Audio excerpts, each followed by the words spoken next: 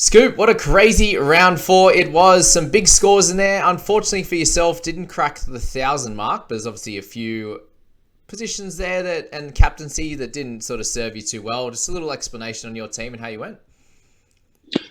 Yeah, it was a bit of an interesting week of return to normalcy with the solid teams finally scoring well and pushing up the ranks. I know you yourself did very well, but unfortunately I had Grant captain instead of Cleary, cost me about 25 points. Isaac Thompson, my 17, which hurt. And Jack Bird getting moved to edge midway through the game when I was really looking to push ranks in that last game. But overall, 958, not too bad. I moved up ranks a little bit, but probably not as much as I would have liked in a really nice scoring week last week. Yeah, Jackson Ford in the emergencies, that's got to hurt. Yeah, well, I wasn't sure who I was going to sub in for Warbrick, but I thought, Ford will probably get a 40. Only ended up getting me about 3 extra points, so it worked out. But yeah, it would have been nicer to have Warbrick starting and Ford looped in instead. Yeah, for sure. Just makes it known that centre and wing fullback, if you get that right, you're absolutely killing the week. And in this one, it just didn't work out for you. Birdie had a bit of a lower one. Thompson and Sloan didn't work out so great. And I think a bunch of teams kind of worked that out over the first few weeks, right? You can't just clearly go dominant up top and hope for good scores down below because you can get burnt that way. And this week it didn't really help you, did it? So hopefully you can rectify that. Any general thoughts on trades for the next week? I'm a little bit torn because I really like the look of Zach Hosking, an absolute beast and named again to start this week. The thing is, he doesn't have amazing job security, and at his price, he sort of stops my plans for the next 2 weeks, like picking up lower guys like Tedesco and Brailey who are about to bottom out and then go back up in value. So yeah, I'm not certain of what I'm going to do. I'm probably still going to get Hosking because other chaotic things will pop up and people will get injured and I'll get them in later. But yeah, there's always that backline staring at me, so I might end up doing something with that as well. That's fair. I think Tedesco could be an awesome option for your side, but still ranked well at 5,200. There's nothing to worry about there at all. Let's talk about your Eels, mate. Finally got a win. Yeah, I'm wearing the jersey. I don't think I've screamed louder when they kicked that field goal. I think I burst everybody's eardrums in the house. It was great. But yeah, on the board, and it'll be interesting to see how they go against the Roosters this week with a couple of outs. Yeah, I definitely think your Eels are playing better than my Cowboys, so we'll both definitely take that win. But let's get into the players who are hot, and we will speak about Nicho Hynes to kick things off. He's into 4% of teams this week. What are your thoughts on Nicho? Would you be bringing him in this week, or would you be waiting to round 7 as well? I'm going to wait until round 7 and just cross my fingers because he looked awesome against the Dragons, but it was the Dragons. So how much do you factor that in? Nevertheless, 98, that's an incredible score. Is that the top score this year? I don't think we'd hit 100 yet. Definitely. So yeah, absolutely fantastic start. Picked up from where he left off last year. And I think the Warriors will give him a bit more opposition this week. But I still wouldn't be surprised to see him go 70, 80 plus.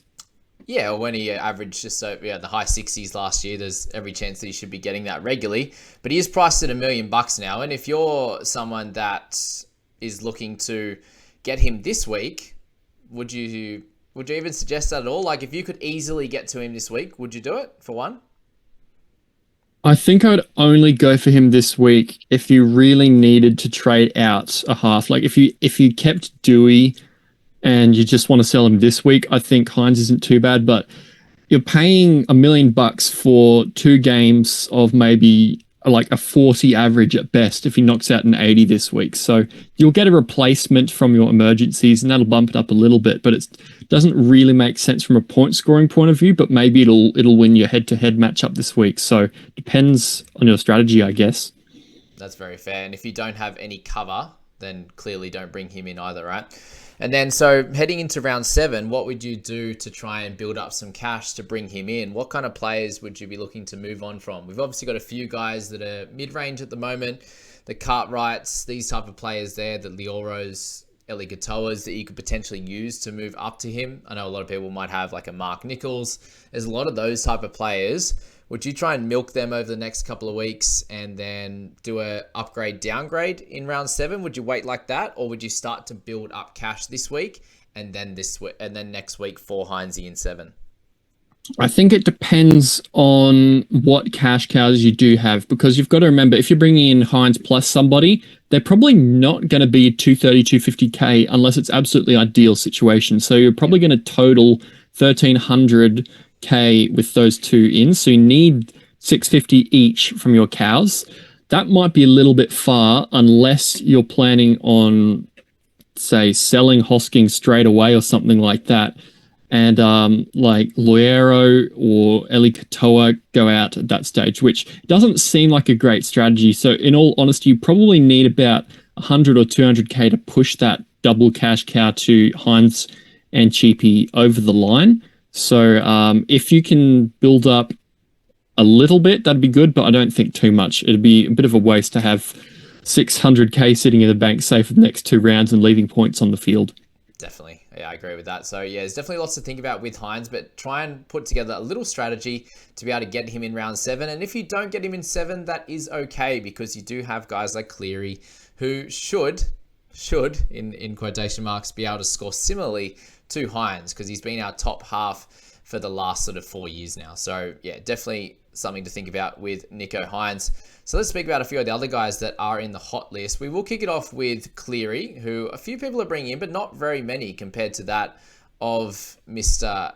Nicho Hynes there. He's 878k, so you get 130k difference on Cleary. Is he a good buy this week? I think if you don't have him, it's a fantastic week to buy him. He's just finished his the Panthers buy of his own. He's got a clear run until round 13. I think his break-even's still decently high, but it'll come back a fair bit after that 78. So I think he's just about bottomed out where he is, and you can pick him up now, and probably he won't go much lower than that for the rest of the year. I think it's definitely a good idea to pick him up over Hynes if you have neither, considering that Hynes has a buy soon and Cleary's almost 150k cheaper now. Yeah, it's pretty crazy. And you look at the top 5,000, have 66% have him, 55 of the top 100 as well. So if he continues to score well, like he did last week, he looked much better, right? So if he continues that, then you're going to be missing out, especially when he's a little bit cheaper than what he started at. So definitely someone to look at in your sides as, you know, a top half. And, you know, it will start to improve across the year. We're seeing guys like Johnson come out and do well. You know, Cleary's there scoring well again. Hynes comes back. So the half position is definitely improving. You know, Mitch Moses as well. So plenty of those guys doing well. It will be a position you probably want 3 guns in by the end of the year. The only other thing to think about, guys, is the amount of Origin players you have in your squad heading into that period. We're obviously a little bit away from it, but still have it in the back of your mind. Round 13 there for sure. Zach Hosking, any other thoughts on him while we've got him up on the screen? We look at his scores there. 55 is his lowest score when he plays 80 minutes. So is he just someone that you get in, even with the potential of Liam Martin returning? Luke Garner's been rested, in quotation marks again. What are your thoughts there? Yeah, look, it depends on what you think's going to happen. I'm pretty much in the boat of buy him, especially as a Carty owner who said, oh, he'll only live a few weeks and then he'll be gone. But things happen and they can stay in the team for, or just earn the spot. If Hosking earns that spot over Garner, he could be that 50 plus, 55 plus edge gun that you're looking for. And honestly, with his break even, I think it's pretty much down to 0 this week with after that monster score. He could make 150k in 2 weeks. So I think he's probably a very good buy this week, and I can see why he's one of the most highly traded players. Definitely.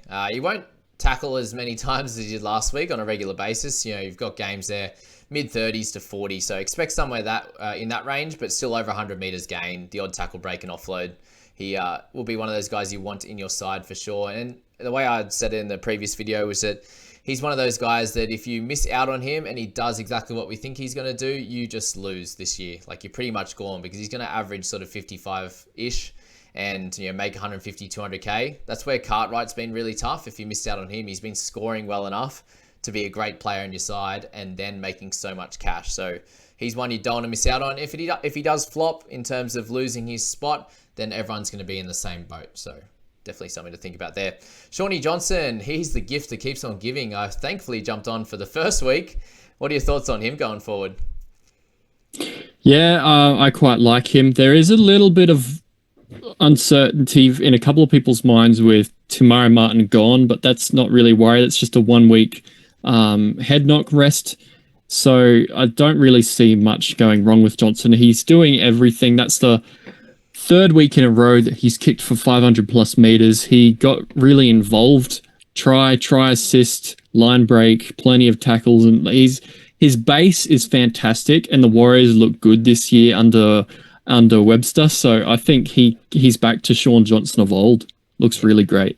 Awesome. And he's priced pretty close to 50 now. Do you still think he's got a little bit of money to make? Obviously short term, but longer term, 50 to 55 average and doesn't play Origin. That's kind of the love that we have for Johnson, right? That's the appeal, I should say.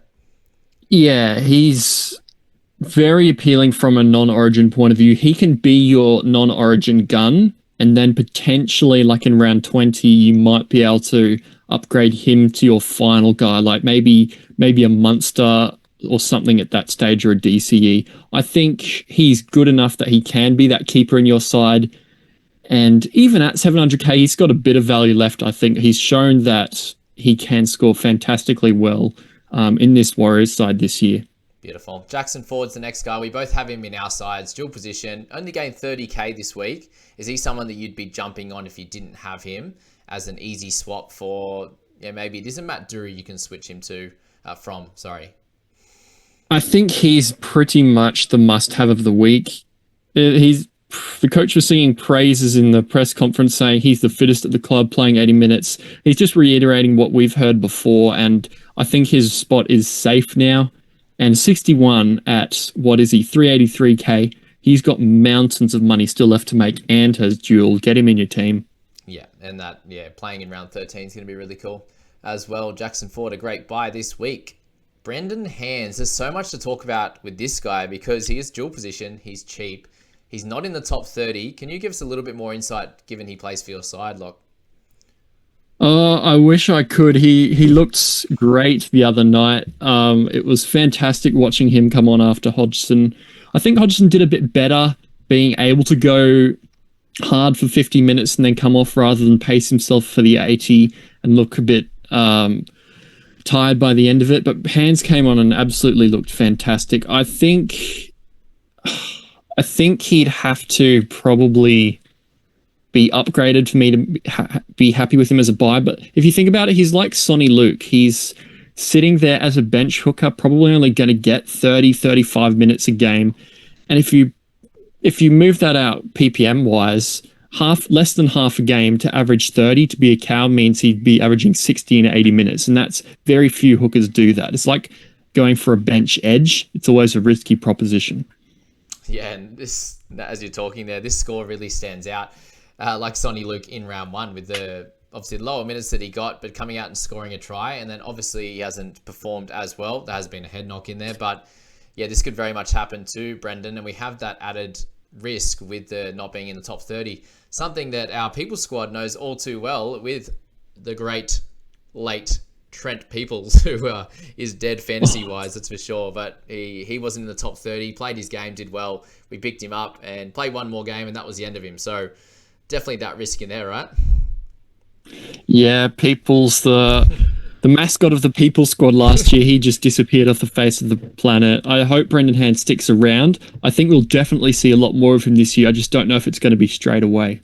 Yeah, he definitely, I think, was helpful for your team. So, yeah, if you could split those minutes and Hodgson play sort of that 50-55 the way Api Coruscant does, I think that would be cool for the Eels there. Let's talk about Connolly Lemuelu. Comes out and, again, very similar to Jackson Ford, had a great score and gained 30k with that sort of medium break-even that he had. And keeps a lower one now. Won't be someone that makes incredibly fast cash, but a centre that plays on the edge. Looks like his spot is fairly safe. Would you pick him up now at 466? Or would you go for other options in the centres like an Isaiah Tass or Will Penasini or a Campbell Graham, these types of players there who are now about to come into some better games. You know, the Rabbitohs had a really tough schedule. So did the Eels. How do you think this plays out? Yeah, it's a tough one. I actually like him more now that Jack Bird has some uncertainty hanging over his head. He could be one of those guys that you stick in your centres and might average the same as Bird from now on, so getting those 40s. I don't know what's going to happen when he's going to come back, but if he makes you close to 100k and gets you keeper scores for a few weeks, I'd be pretty happy with that. This is the week to jump on because that 7 in round 2 gets further and further away and his break even comes down. So in the week to get on is now, if you're going to at all. That's very fair. And he's someone that's getting attacking sacks regularly. Do you think that's sustainable for him? I think it's not going to be every week, but I think he'll get them reasonably regularly. He's used to playing in the back line. He has come from that attacking background and has moved into the second row. So I think there's definite cause that he might continue those. It's just, do you like him better than, say, a Tass or a Penasini? I have a little bit of reservation over Penasini when Lane comes back. I think the ball might go left more and Dillbags might pick up instead of Moses. Tass could be a really interesting one, though. Yeah, I do really like Tass. We may as well speak about him now. What are your thoughts on him? He's obviously a little bit more expensive, but definitely a solid option over really the long term. I think I can see us keeping him for the entirety of the season at 552k. Yeah, their draw opens up delightfully. Do we think he can continue doing that work? I think he's got potential to be a gun centre this year. He was pretty close last year, and in all honesty, last week he banged out a 56 with no tries. That's pretty good. Like, he did have a couple of attacking stats like a line break, try save that he won't get every week, but 207 meters as a centre and 16 tackles, those are the numbers you want to see in the worst scoring position in the game, in the centres for fantasy. I probably am not going to pick him up because there's value elsewhere, but around Origin time, he could be a fantastic buy for me. Yeah, and it is still a kind of awkward draw. Like, different teams are starting to come up good. Like, they do have Storm, Dogs, who are still okay. Like, you got Dolphins that are going pretty good. Then you got Penrith, Broncos, Storm. So, I don't know, it gets a tad easier for him. I can see it opening up a little bit, but he's just one of those guys. Like, he's been able to average 44 against those really tough 4 opponents that I can see him being a 630, 640k guy for the entirety of the season. So he's a little bit cheaper than some of the other options. And if you have Lemuelu, I think Tass could be one of those guys. If you can't go up to like a Joey Manu or something like that over the next few weeks, for sure. Let's go to Cam Murray, and he's had some interesting chat on him. I'd love to hear your thoughts around Murray. He's lost a lot of cash already. What would you be doing with him if you own him? Yeah, I'd be holding. 3 of his games in round 1, 3, and 4 were 66, 63, and 58. I think he had an illness in round 2, and that's why he only played 60 minutes despite the decimated forwards. So that 45 was an outlier, and he's just going to come back to his regular scoring, I think. He is a weird price and a weird pickup for people who don't own him because obviously he does have Origin and a pretty nasty Origin schedule. He'll miss a lot of games. So he does have limited time left, but I think if you have him, there's absolutely no worries. And the only reason we're even considering selling him is because Nico Hynes exists. A little bit similar to Tohu Harris talk this week. Yeah, would you do Murray to Hynes? Either here or Definitely not this week. Maybe round 7 if he continues to sort of score those like 50s instead of those 60s and 65s we were hoping. But yeah, I don't see any reason to sell him at the moment. That's fair. Wait the 2 weeks and you can make the decision from there. I'd love to talk about Luki now at 448. He has 2 games under his belt this year coming off ACL surgery. So we know what it's like that first year back. Not as good usually. He's a young fella though, so that usually would help the scenario here. 57 minutes for him last week. You'd imagine he gets close to 80 this week. They've got Mitch Dunn returning as well off the bench. Most likely will come on for Cohen Hess, who might move to the middle or get some time on the sidelines. What do you think about Luki going forward? Is it a wait and see for a couple of weeks, or do you pull the trigger now? I think it's probably an interesting look next week. I think he will get good minutes, maybe not quite 80, but close to it.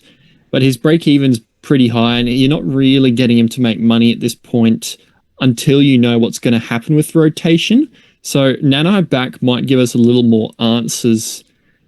And he'll be probably bottomed out by then and starting to move up. I personally don't think he's a terrible buy. I think he could be a very sneaky option to grab right now with the minutes that he might be getting. But yeah, I want a little bit more security from somebody, one of those guys like Jackson Ford and Zach Hosking floating around. Beautiful. And yeah, the break even's still fairly high, so you can definitely wait on him on that one. Let's move to Jaden Brailey, someone that I'm interested in popping in my side this week, just to give me a little bit of hooker cover as well. At 614k, he's lost a little bit there. 51 in round 1, 59 in round 4 after his head knock game. Is he someone that you have interest in? I remember you mentioned earlier.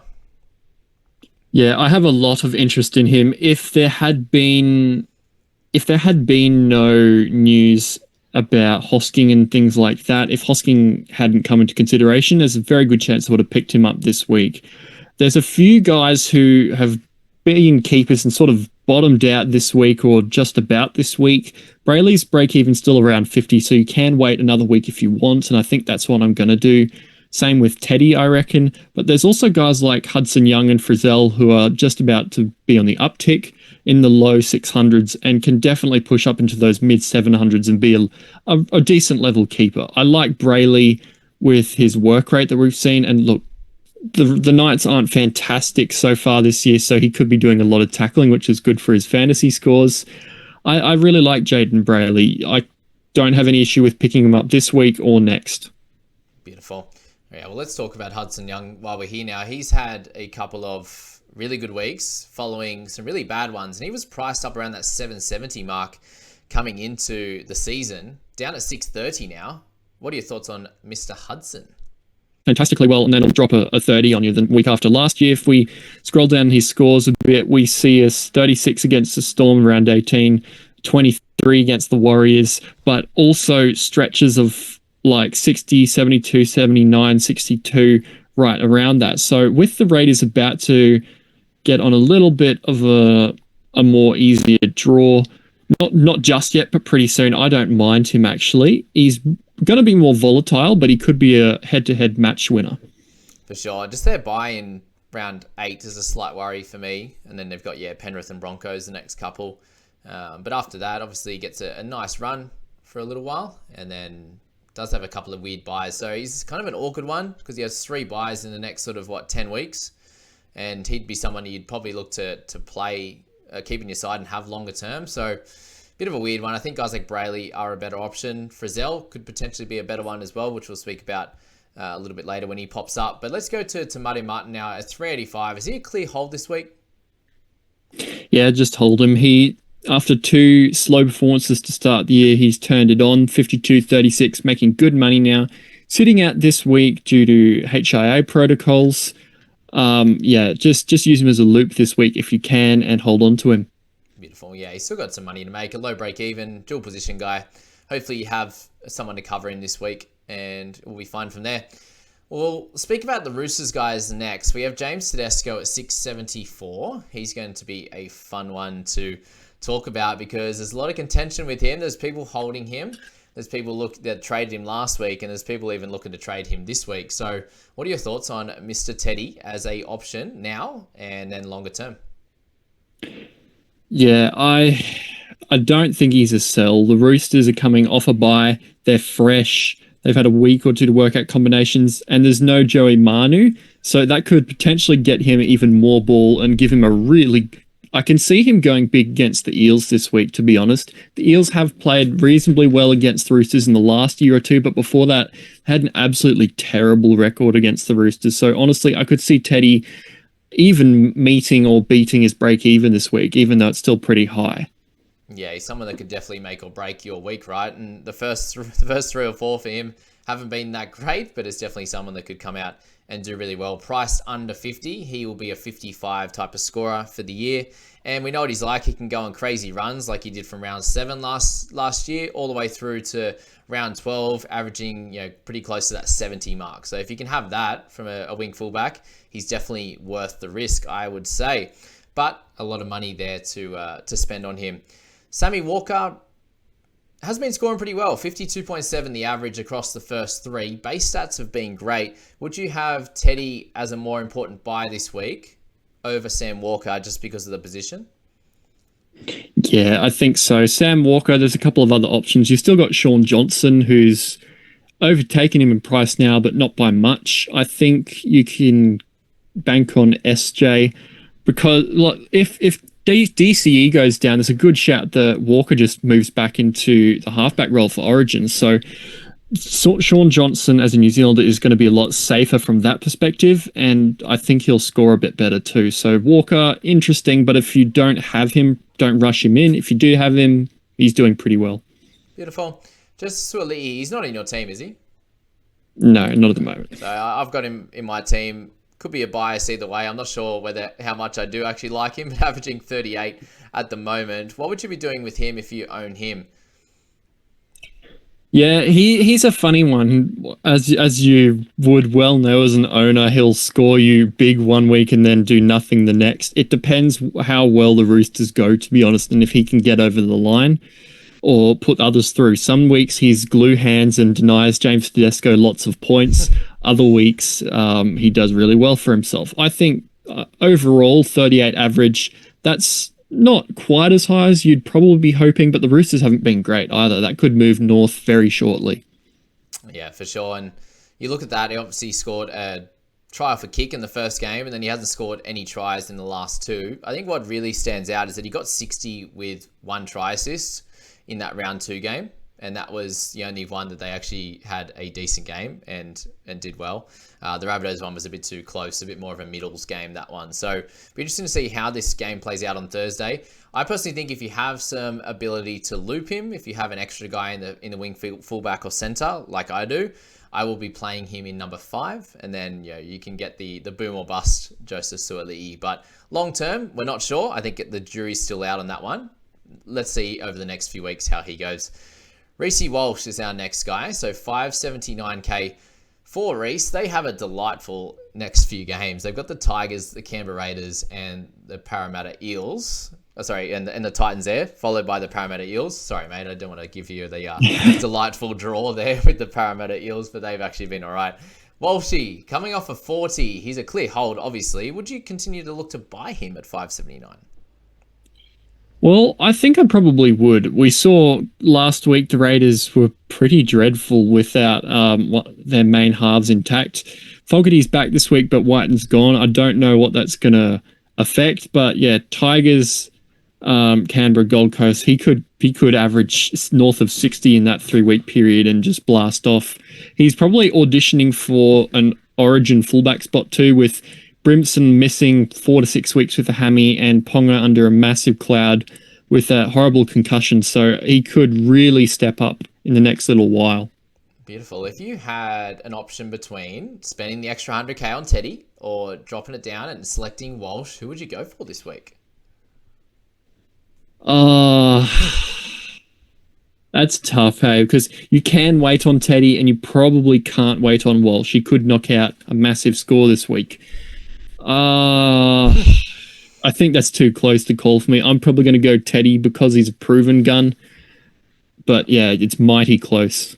I like it. The only way I'd go Walsh in that scenario is if you're saving that 100k to go to Hynes. That's it. Let's leave it at that. I like that. Talk about the People's squad, mate. They did okay this week. We got another win, which was nice. Any other thoughts on the People's and where we might look to take it this week?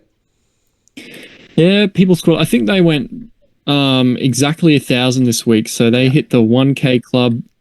I think they did all right. Tohu Harris is a hold. I don't sell him, guys. He's named this week. Maybe he has a slow week, but we were all scrambling to get him in all season until last week, pretty much, when he had that a little niggle and went off early. Yeah, probably Doorey and Harley Smith Shields and Murdoch Masilla. They're going to be the ones we're going to need to try and pry out of there soon and get our cash generation really flowing. And it's just up to whether we sell somebody like Tanner Boyd with potentially Sexton moving into the halves with Foran out as some cash to help that happen. But there's plenty of ways we could go about it.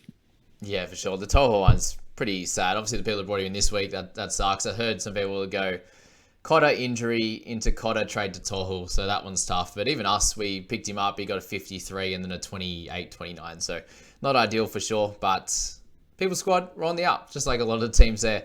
Tyson Frizell, the man at the moment, you spoke about it a little bit earlier. He got injured in 1 and 2, 14 minutes and 49, but back-to-back 69s and 67, 69 for him in last round.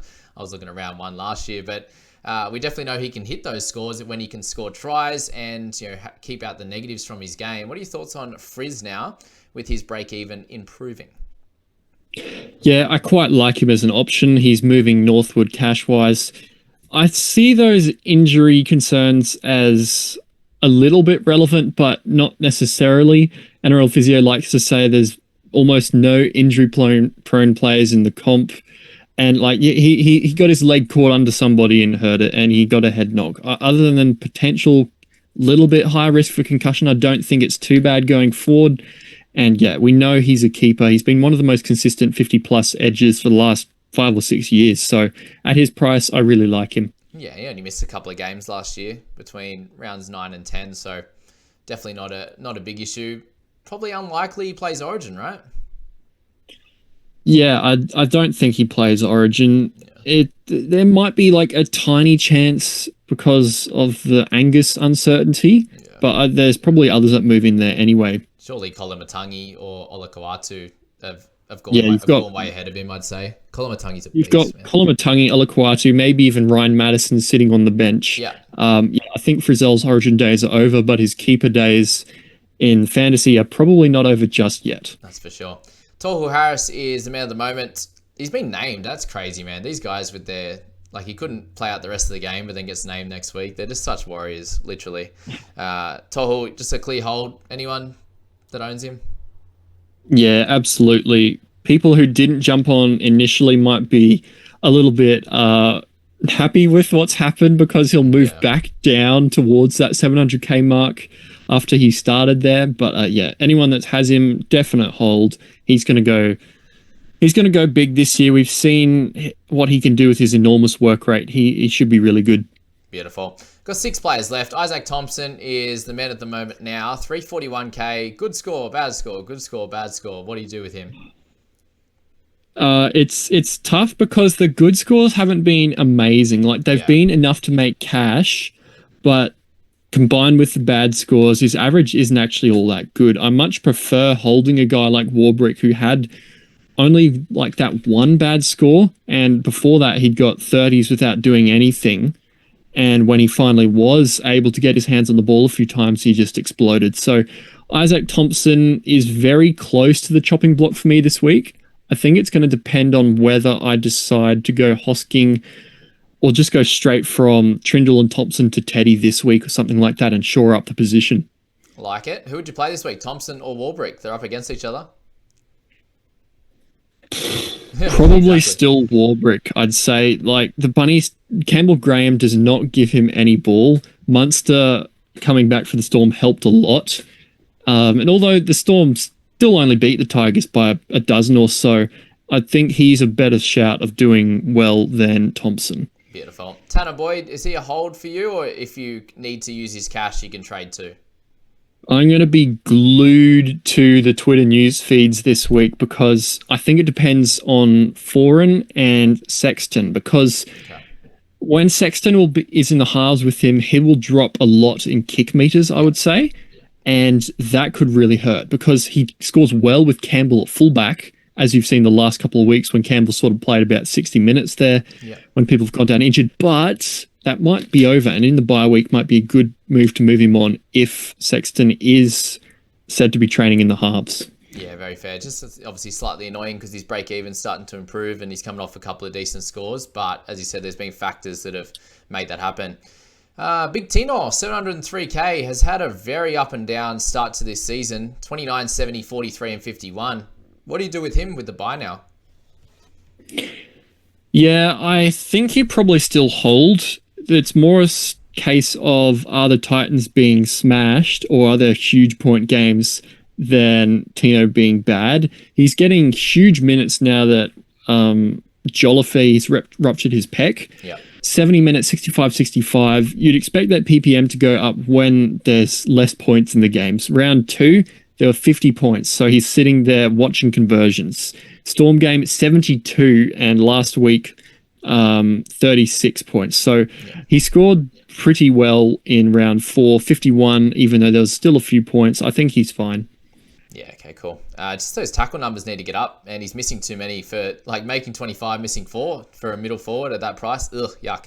What do you do with Sonny Luke at 292? Is he a hold? I think if you brought him in, you have to, because there's still a good chance he'll be value. It just won't be for the next 2 or 3 weeks because he'll be sitting out, and that poor score in his rolling average.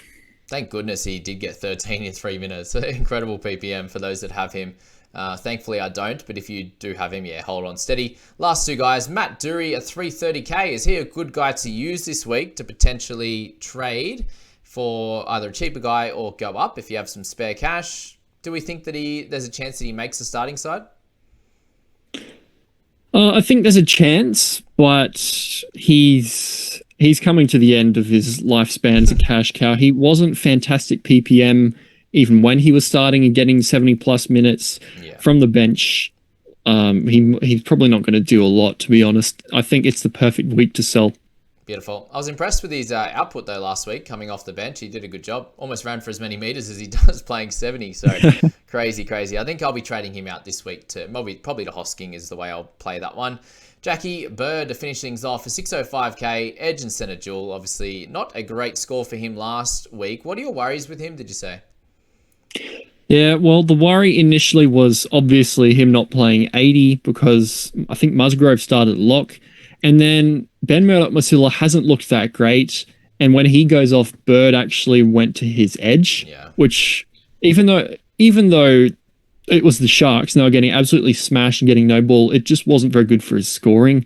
I think it will improve even if he does have some edge time, because I think he averaged about 40 there last year, which is close to keeper level. So if he does a mixed role, I still think he'll be a keeper and a good one to have in your team, but probably not want someone to look to bring in now with that uncertainty. Yeah, so you're wanting 80 minutes, whether it's 40 on edge and middle would be the play, or hopefully just as many middle minutes as possible. But I suppose if you own Jack Bird, you want Ben Murdoch-Masila to go a lot better and actually get some high minutes and play better, because he's been horrendous for all of us. And just, do you have him as a sell as well if you can easily move him on, or is he kind of one of those guys going to sit there? If you can pry him out, he's one of the biggest sells pretty much of anybody. It's a little bit sad that I went Murdoch-Masila over Cardi Party. After agonizing about it. It was definitely the wrong decision. But yeah, I think he's a pretty clear sell. Yeah, there you go. So that's the buy, risk it, hold, and sell, guys. I wish you all the luck heading into round 5. Myself and Scoop are going to absolutely dominate this week. Well, I hope so anyway. We need back-to-back good weeks, right? That's all it takes. You see, we're only about 255 points away from #1 spot, which